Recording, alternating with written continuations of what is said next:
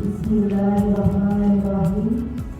Assalamualaikum warahmatullahi wabarakatuh.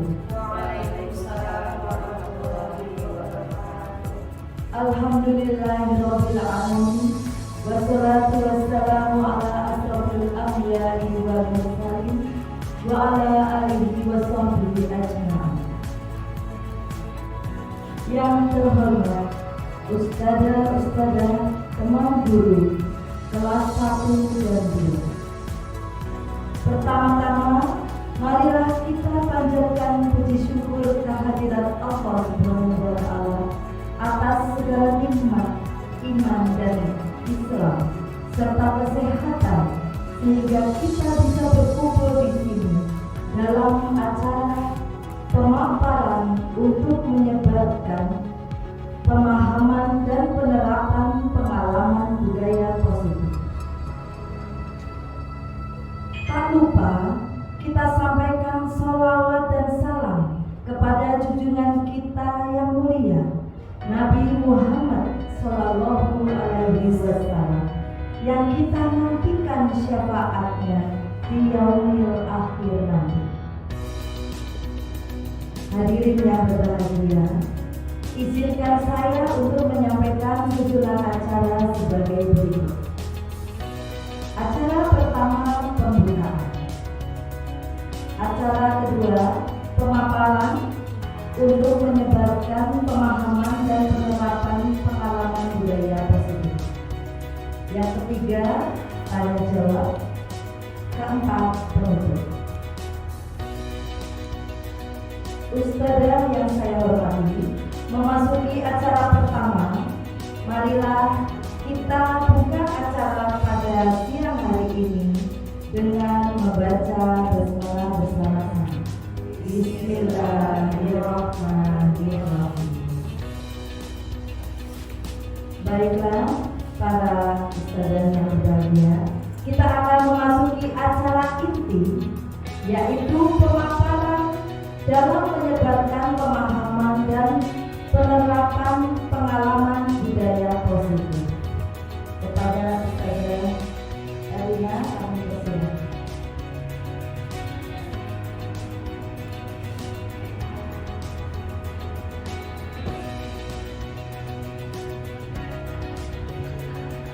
Assalamualaikum warahmatullahi wabarakatuh. Waalaikumsalam warahmatullahi wabarakatuh. Pertama-tama saya ucapkan alhamdulillah terima kasih pada teman-teman dari kelas 1 dan kelas 2 yang sudah berkenan hadir di aula dalam acara penyebaran pemahaman dan penerapan pengalaman budaya positif. Sebelumnya perkenalkan, nama saya Elina Hermawanti. Saya adalah salah satu calon guru penggerak di angkatan 11. Dan dalam pendidikan guru penggerak, saya masuk di kelas 162. Saya didampingi oleh 2 pengajar dari yang belajar daring, fasilitatornya yaitu Bapak Nurholis. Kemudian untuk pengajar praktiknya yang secara datang touring itu ada Ibu Yeni Mariana. Jadi dalam pendidikan guru penggerak kita selalu belajar bersama-sama. Kemudian teman-teman satu kelas saya ada 5 orang. Alhamdulillah kami berkumpul dari berbagai macam sekolahan, ada SMK, ada SD, ada SMP. Tapi sebelumnya biar semangat. Mana semangatnya? Ini semangat. Iya, alhamdulillah. Baik, karena waktunya sudah pukul 9 lebih, dalam kali ini saya akan memaparkan beberapa konsep inti budaya positif. Nanti ada perubahan paradigma belajar, kemudian ada disiplin positif, ada nilai-nilai kebajikan, kemudian ada motivasi perilaku manusia, dan posisi kontrol guru, serta ada keyakinan kelas, kebutuhan dasar manusia, dan segitiga restitusi. sebelumnya saya akan menyampaikan tujuan. Tujuannya adalah saya akan menjelaskan tentang apa itu sih budaya positif. Ya. Jadi dalam pendidikan guru penggerak saya diberikan tugas untuk menyebarkan pemahaman dan pemaparan tentang budaya positif. Coba teman-teman perhatikan pembelajaran dengan paradigma baru. Pembelajaran dengan paradigma baru itu merupakan pembelajaran yang dirancang berdasarkan prinsip pembelajaran berdiferensiasi, ya, sehingga para peserta didik belajar sesuai dengan kebutuhannya berdasarkan tahap perkembangan sesuai dengan teori psikologi modern untuk mewujudkan profil pelajar Pancasila. Alhamdulillah ya, sudah di sini kita sudah menerapkan pembelajaran secara berdiferensiasi. Nah, kemudian ada miskonsepsi. Tahu tidak miskonsepsi itu apa? Miskonsepsi itu berarti cara pandang yang salah atau pemahaman yang masih keliru, seperti itu ya. Jadi miskonsepsi tentang teori kontrol. Bayangan kita bahwa guru itu selalu mengontrol murid. Jadi kita sebagai guru selalu membuat murid dikontrol oleh guru. Kemudian bahwa semua penguatan positif efektif bermanfaat. Karena kalau ada yang status kita bikin kemudian ada kritikan dan membuat rasa bersalah maupun menguatkan karakter. Ya, kadang-kadang kalau ada anak yang salah kita langsung berucap ke anak. Nah, terus juga bahwa orang dewasa itu berhak memaksa. Nah, ini ya, kadang-kadang kita sebagai guru selalu memaksa murid kita seperti itu ya. Nah, itu adalah pandangan atau apa ya namanya ya, konsep yang salah. Nah, kemudian mengubah paradigma dari stimulus respon ke pendekatan teori kontrol. Stimulus respon, artinya apa ya Ustazah? Tahu tidak? Responnya dapat merangsang. Stimulus itu rangsangan, respon adalah tanggapan. Nah, biasanya ada realita atau kebutuhan kita itu sama. Ya, guru itu berpendapat seperti itu. Tetapi dalam teori kontrol, realitas kebutuhan kita itu berbeda-beda. Sama kita itu sebagai pendidik, bahwa kebutuhan anak-anak masing-masing siswa itu berbeda. Ada yang sudah bisa membaca, ada yang belum sama sekali. Terus kemudian semua orang melihat hal yang sama. Jadi awalnya bisa melihat bahwa anak itu sama semua. Ternyata dalam teori kontrol, setiap orang itu memiliki gambaran yang berbeda-beda. Seperti itu. Nah, di sini Ustazah juga pasti berbeda-beda ya dalam berpikir tentang sesuatu. Nah, kemudian kita mencoba mengubah orang agar berpandangan sama dengan kita. Nah, itu dalam stimulus respon seperti itu. Nah, jadi mengubah orang lain supaya sama pandangannya dengan kita. Kemudian kalau dalam teori kontrol itu kita berusaha memahami pandangan orang lain tentang dunia. Nah, kitanya itu berusaha memahami. Kemudian perilaku buruk dilihat sebagai suatu kesalahan. Jadi kalau kita sering mengecap seperti itu ya, kalau anak tidak kasih sayang dan rasa diterima. Nah ini rasa diterima, dipedulikan, berbagi, kerjasama, menjadi bagian dalam kelompok. Nah ini juga sangat berpengaruh ya Ustazah, kasih sayang. Jadi kalau peserta didik kita atau murid kita kurang kasih sayang di rumah, pasti dia akan mencari perhatian, pengen ledotan. Saya pernah punya murid seperti itu, kelas 1 jarang dipeluk oleh orang tuanya di kelas mesti lendotan terus. Saya tanya kenapa sih? Kenapa kayak gitu ya. Jadi minta disayang seperti itu. Itu untuk anak kelas 1. Kemudian yang ketiga adalah penguasaan. Nah, penguasaan ini berhubungan dengan harga diri, ya, keinginan untuk dianggap pemimpin, berprestasi, diakui, didengar. Jangan salah saja, anak-anak kita kelas 1, kelas 2 itu pengen begitu, pagi-pagi mesti laporan sama padanya. Oh aku ini, oh aku itu, oh sampai saya bingung apa yang harus ini. Jadi mereka ingin dihargai keberadaannya, walaupun mereka memang anak kecil, tapi ternyata pendapat dia, isi hati dia itu pengen didengar. Mungkin di rumah jarang ngobrol dengan orang tua ya, jadi kayak ngobrol. Yang keempat adalah kebebasan. Nah ini kebebasan itu ada mandiri, memiliki pilihan, mencoba hal baru, mampu mengendalikan arah dirinya. Nah ini kebebasan. Jadi dia mandiri, bisa mengatur dirinya sendiri. Dan yang terakhir adalah kebutuhan kesenangan. Sama seperti anak-anak kita juga pasti senang ya, terus kalau misalkan diajak jalan-jalan, ya kan, diajak shopping, senang apa enggak? Nah, sama seperti anak-anak pun seperti itu, suka bermain, apalagi kelas 1, kelas 2, ya, cepat-cepat menyelesaikan tugas, terus maunya main, ya. Kalau saya perhatikan seperti itu. Jadi saya membayangkan gimana kok di kelas 1, kelas 2 belakangnya itu seperti apa yang anak-anak TK itu. Jadi ada tempat-tempat ada bermain, humor, sama seperti kita ya. Kalau kita kerja isinya kaku terus ya, kan pengen ketawa gitu ya untuk menghilangkan stres ya. Terus ketawa, antusiasme.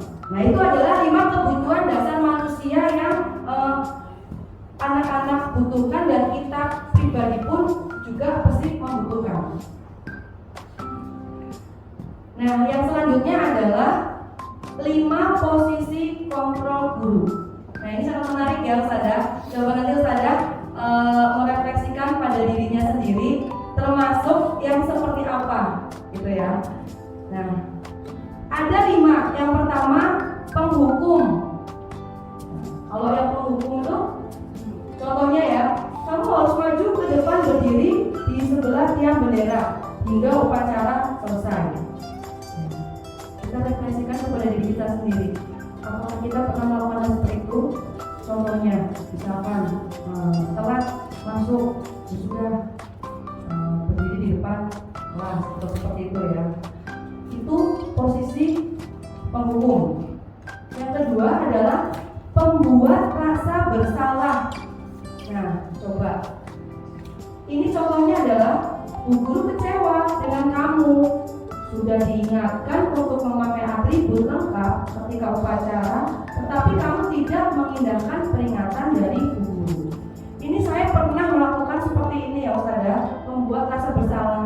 Kadang-kadang dulu ketika saya menggantikan kelas, saya selalu bilang, jangan ribut anak, nanti Ustazah dimarahin. Nah, itu gak boleh karena kita memposisikan sebagai pembuat rasa bersalah dari anak. Nah, dan yang selanjutnya adalah sebagai teman. Nah, ini insya Allah ya ada kelas 1, kelas 2 rata-rata menerapkan posisi bisa sebagai teman. Contohnya, ayo dong ikut aturan sekolah, tolong bantu ibu bapak ya sekali ini. Ya sudah, tidak apa-apa, lain kali jangan berbuat seperti ini lagi. Nah, ini saya juga menerapkan di kelas 1. Kadang-kadang saya seperti teman juga bagi mereka. Dan yang terakhir ada pemantau. Nah, yang pemantau itu contohnya kamu sudah melanggar peraturan sekolah. Ya. Kamu tahu konsekuensinya. Setelah upacara, kamu beli atribut ke koperasi dan jangan diulang. Nah, pemantau itu memantau terus gerak-gerik anak. Jelas ya Ustazah ya? Dan yang terakhir adalah sebagai manajer. Ya, posisinya terakhir adalah manajer. Nah, contohnya, apakah kamu tahu kesalahan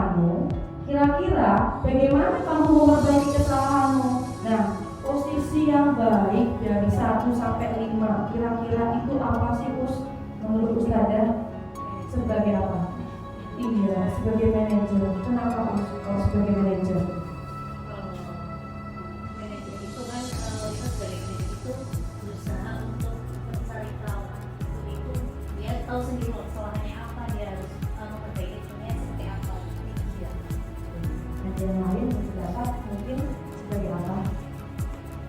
Ya, kalau yang tepat memang sebagai manajer ya. Jadi kalau manajer itu tidak langsung menghukum, tidak langsung memberi apa, hukuman gitu ya. Jadi menanyakan dulu. Jadi kita perlu bertanya. Itu di sini nih saya merasa sedih ya. Kadang-kadang ternyata saya juga salah juga. Kadang-kadang menghukum anak gitu ya. Terus tapi kadang-kadang kita juga sebagai teman gitu ya.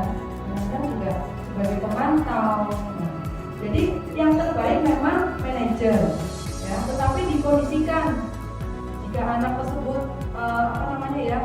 butuh kedekatan, ya mungkin kita mengkondisikan sebagai teman bermain seperti itu ya Ustaz ya, atau sebagai pemantau.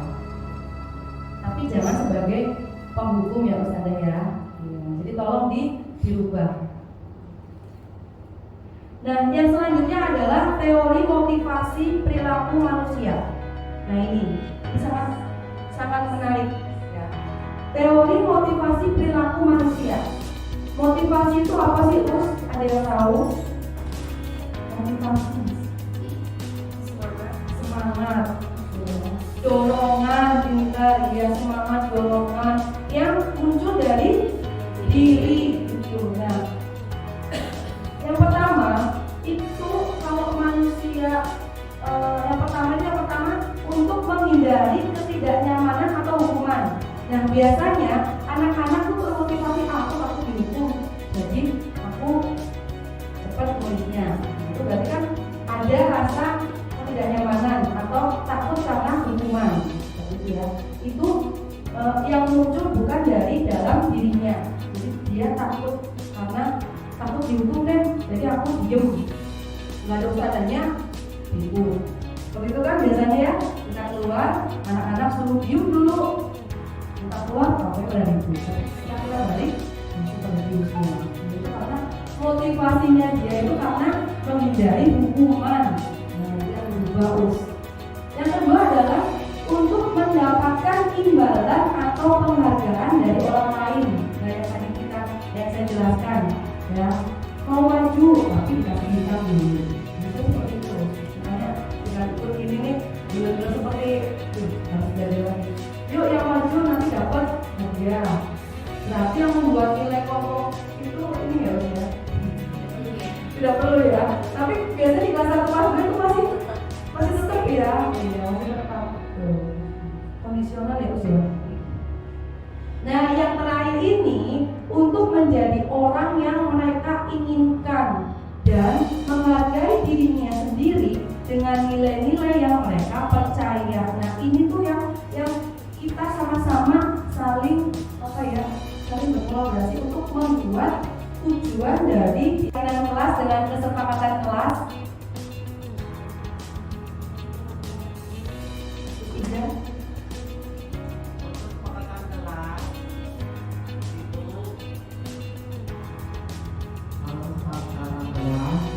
Dibuat bersama-sama para guru dan siswa. Kemudian kalau pimpinan kelas itu sama dibuat oleh guru siswa, namun pimpinan kelas itu dilaksanakan sehingga menjadi kebiasaan, kemudian budaya, sehingga menjadi budaya positif sekolah setelah tersebut. Jadi lebih tinggi keyakinan kelas. Terima kasih Us. Yang lain ada yang berpendapat sama ini. Awalnya saya tuh tidak paham harusnya keyakinan kelas atau kesepakatan kelas sih. Nah, setelah saya ikut PGP ini baru dibukakan pikiran saya. Ternyata kalau kesepakatan kelas itu Us, setiap kita mau ngajar sepakat. Nah, ketika Ustazah ngajar, jadi ya kita sepakat ya, sepakat. Jadi kalau saya lihat kita juga harus bekerja sama dengan guru bidang studi. agar kesepakatan kelas ketika selain kita ngajar, guru bidang tadi juga anak-anak tertib di kelas. Itu yang kadang-kadang anak mendengarkan mata pelajaran kita, sedangkan guru bidang tadi tidak didengarkan, misalnya gitu ya. Nah itu kita perlu menjelaskan kepada guru bidang tadi juga. Jadi kesepakatan kelas betul yang dijelaskan oleh Ibu tadi itu bersifat ketika akan melakukan sesuatu, ya, entah itu mengajar atau melakukan kegiatan. Tetapi kalau keyakinan kelas itu, ya, itu lebih tinggi, ya, memunculkan kesadaran intrinsik dari dalam diri sendiri, motivasi. Nah itu yang saya harapkan mudah-mudahan di SMA Level 2 ini memiliki keyakinan kelas dan nantinya juga menjadi keyakinan sekolah ya Gus ya.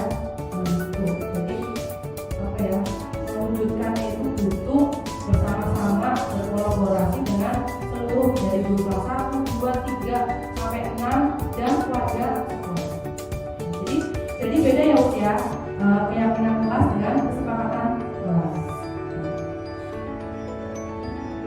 Dan keyakinan kelas itu bukan peraturan Gus.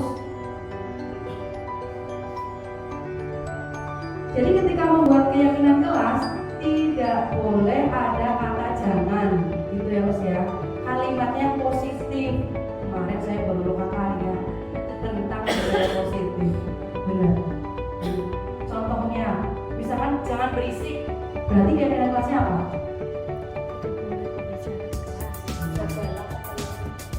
Bisa menghormati orang lain. Itu loh. Jadi maksudnya ke nilai-nilai kebajikan, gitu ya. Maksudnya kepada nilai-nilai kebajikan. Gak boleh terus jangan terlambat, jangan berisik, jangan ribut, jangan berlari-larian. Jadi kalimatnya diganti yang positif. Gitu ya. Nanti setelah dicek dirubah. Yang masih ada kata jangan. Bukan peraturan ya Gus ya. Nah, yang selanjutnya adalah segitiga restitusi. Nah ini. Segitiga restitusi adalah suatu proses dialog yang dijalankan guru atau orang tua agar dapat menghasilkan murid yang mandiri dan bertanggung jawab. Nah ini, saya juga baru tahu segitiga restitusi, gitu ya. Ternyata ada tahapannya Us. Yang pertama, kira-kira tahapannya yang mana ya, Us?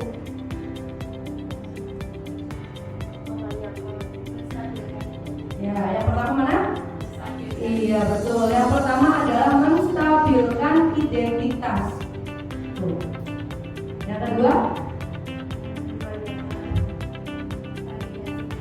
Iya, pinter Us. Validasi tindakan yang salah. Dan yang terakhir adalah menanyakan keyakinan. Jadi ada 3 tahapan dalam segitiga restitusi. Menstabilkan identitas itu apa?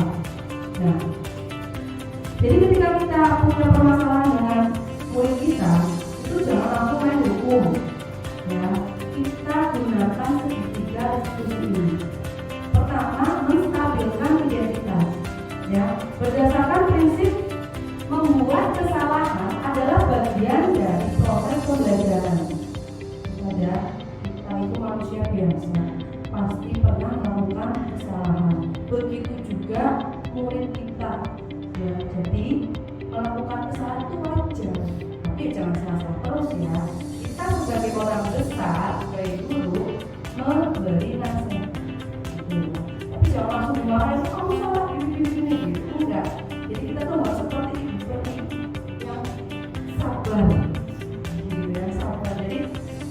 Bahwa kita pun waktu kecil juga melakukan kesalahan. Terus menggeser identitas gagal ke identitas sukses. Nah, ketika anak menjatuhkan piring, itu langsung dimarahin, itu nggak boleh. Dia pelan-pelan dulu. Saya juga pernah kok dari piring. Jadi dibuat anak itu jangan merasa aku salah nih, aku berani salah, aku gagal. Jadi ngedor. Itu ya Mas ya. Nah itu adalah proses menstabilkan identitas. Seperti itu ya Mas ya. Tahap selanjutnya validasi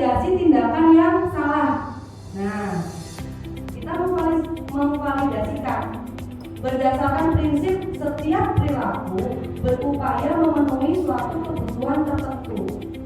Nah, misalkan anak di kelas selalu ribut, cari perhatian. Oh, ternyata anak tersebut kebutuhannya ada yang belum terpenuhi. Seperti itu. Jadi perilakunya apa sih, kebutuhan apa sih yang diinginkan? Oh, dia butuh kasih sayang. Terus guru akan bergeser dari pemikiran stimulus respon yang tadi itu menjadi proaktif. Kita langsung memahami kebutuhan anak. Jadi makanya ketika saya belajar modul budaya positif itu berat banget, banyak sesuatu yang jauh dari harapan, benar. Tapi jadi orang itu tidak mudah gitu. Yang selanjutnya, mengenali dan memahami kebutuhan murid akan memperbaiki hubungan dengan murid. Setelah itu, yang terakhir adalah menanyakan keyakinan.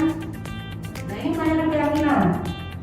Murid akan diberi pertanyaan-pertanyaan bermakna untuk memunculkan motivasi secara intrinsik.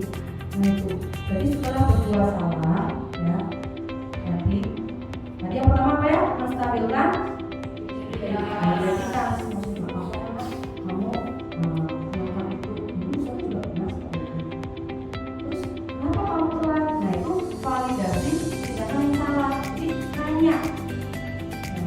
Terus yang terakhir adalah menanyakan keyakinan. Kamu nggak mau melanggar. Nanti kamu tidak sesuai dengan keyakinan apa? Oh, aku nggak disiplin terus. Seperti itu. Jadi kalau anak melakukan kesalahan atau berbuat sesuatu yang tidak baik, janganlah disiplin. Pakai tidak. Jelas ada ya? Selanjutnya ada pertanyaan.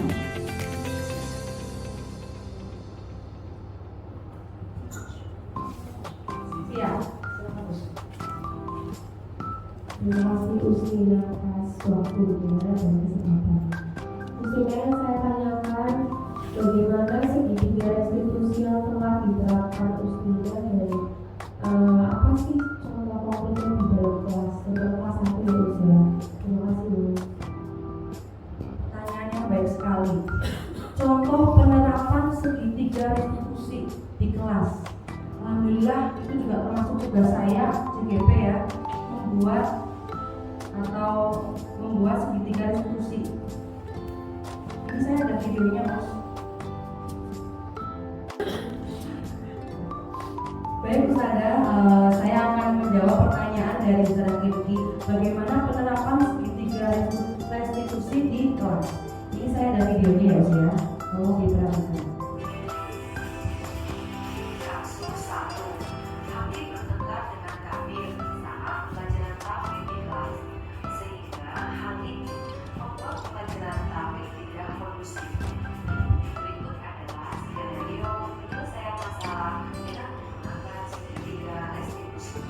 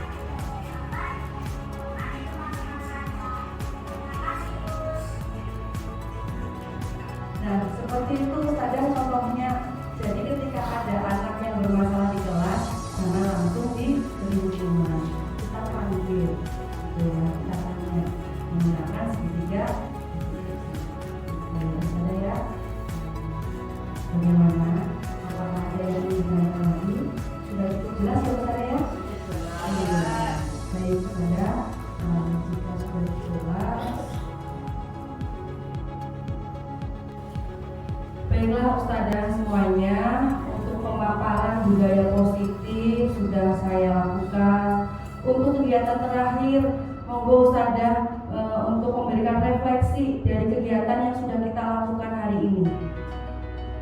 Ada yang memberikan refleksi? Silakan, Gus.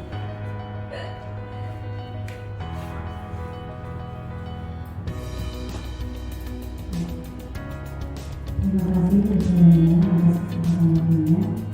Jadi refleksi dari pembelajaran tentang penyebaran pemahaman dan penerapan pengalaman, yaitu berkaitan terkait dengan budaya positif yang disampaikan oleh sebenarnya itu, saya jadi tahu bahwa ternyata budaya positif itu kita sebagai pendidik itu seharusnya lebih memposisikan diri sebagai manajer kontrolnya, tetapi tetap tidak menghilangkan yang lainnya, kayak gitu. Seumpamanya memang anak itu membutuhkan yang anak itu kebutuhan kebutuhan dasarnya itu bermacam-macam ya.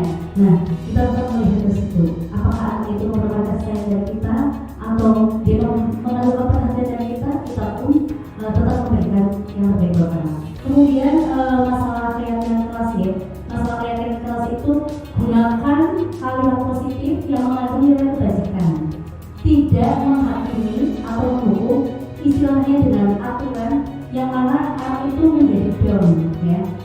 Motivasinya itu jadi dulu gitu. Jadi kita sebisa mungkin itu memunculkan motivasi dari dalam intrinsik, motivasi intrinsik dari guru tersebut.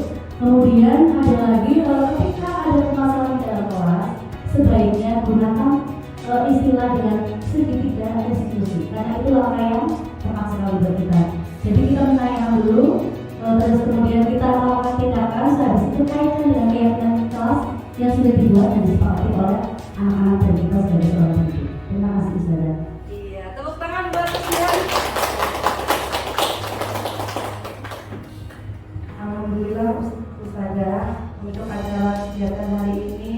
Mudah-mudahan apa yang saya sampaikan dapat bermanfaat bagi kita semua sebagai seorang pendidik. Dan saya mohon maaf jika dalam memaparkan materi itu masih banyak kekurangan.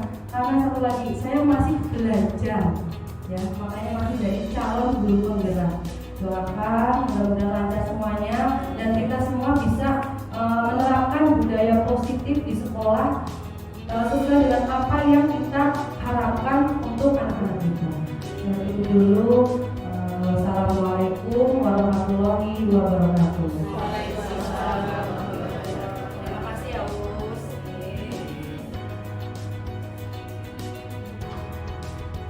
Teman-teman Ustazah yang saya hormati, demikianlah acara pemaparan untuk menyebarkan pemahaman dan penerapan pengalaman budaya positif yang dibawakan oleh Ustazah Erlina. Semoga dengan adanya acara pemaparan ini bisa membawa manfaat untuk kita semua. Amin. Mohon maaf atas segala kekurangan dan hilaf kami dalam penyampaian pemaparan dan juga untuk pribadi saya sendiri dalam membawa acara. Jika ada kekurangan dalam membawakan acara, kami mohon maaf yang sebesar-besarnya. Marilah kita tutup acara ini dengan membaca hamdalah bersama-sama. Alhamdulillahirabbil alamin. Wabillahi taufiq wal hidayah. Wassalamualaikum warahmatullahi wabarakatuh.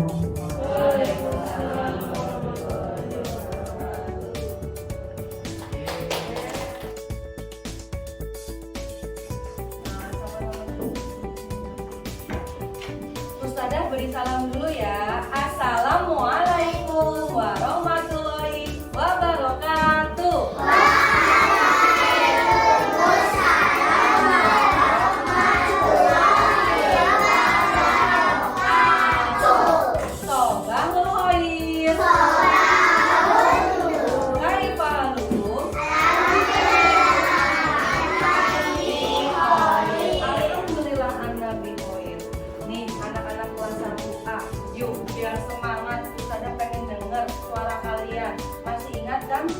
Yang satu A, ya, yang ketiga, yang satu A, beriman dan bertakwa, 1A berkeyakinan.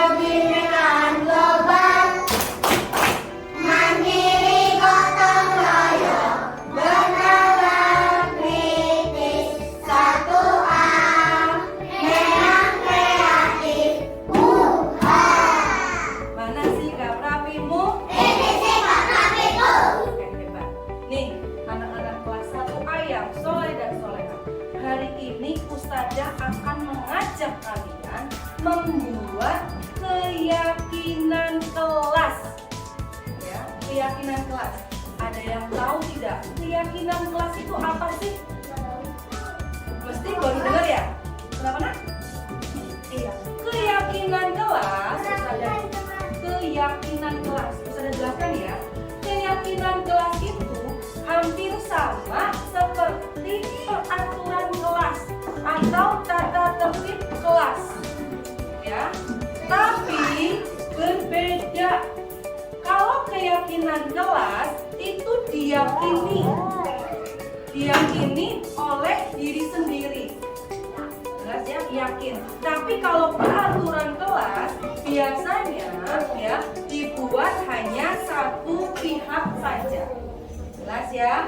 Nah, kalau keyakinan kelas, ayo Mbak Zia, ya, itu biasanya dibuat dengan menggunakan kalimat yang positif. Nah, kalau tata tertib, ya contohnya, jangan berisik. Ada kata jangan berisiknya. Kita rubah menjadi keyakinan kelas. Jangan pakai jangan. Kira-kira apa? Jangannya dihilangin jadi berisik. Berarti mendengarkan Ustazah pintar. Berarti artinya kamu tidak boleh berisik, ya. Jangan bilang jangan berisik. Tapi tulisan dalam keyakinan kelas adalah mendengarkan Ustazah. Ada lagi, jangan buang sembarangan. Ada kata jangannya. Berarti kita ganti. Keyakinan kelasnya apa? Buang sampah. Pinter Hamis, buang sampah di tempatnya. Pinter tadi, Ustazah lihat. Pinter Reza, menghormati teman, ya, menghormati guru. Iya, menghormati orang tua. Tidak pilih-pilih teman. Terus ketika kamu masuk, jangan terlambat. Berarti keyakinan kelasnya apa?